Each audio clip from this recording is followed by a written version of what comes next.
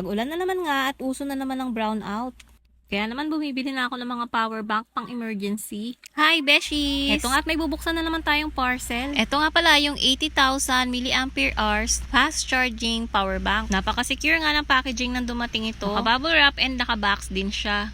Kulay white nga yung pinili ko. Sa box nga nandun yung power bank, may kasama na rin siyang cable at meron siyang user manual. Meron na nga rin pala tong pa-flashlight dito sa ibabaw, o diba? Ilo-long press mo lang itong pindutan niya sa gilid para umilaw. Pwede mo nga siyang i-charge sa Type-C or sa micro USB. At meron na rin siyang dalawang saksakan ng USB. Eto nga, susubukan na nga natin kung nakaka-charge ba siya. Tinry ko nga muna siya dito sa cable ng Android charger ko. Ayan nga at nagcha-charge naman siya. Next naman, itinry kong i-charge yung power bank through Type-C. Ayan at nagcha-charge naman siya. Meron din nga pala siyang indicator dyan sa harap kung ilang percent na lang yung battery. Sobrang perfect nito pang emergency kapag nag-brown out. Kailangan mo to, besh, kaya alams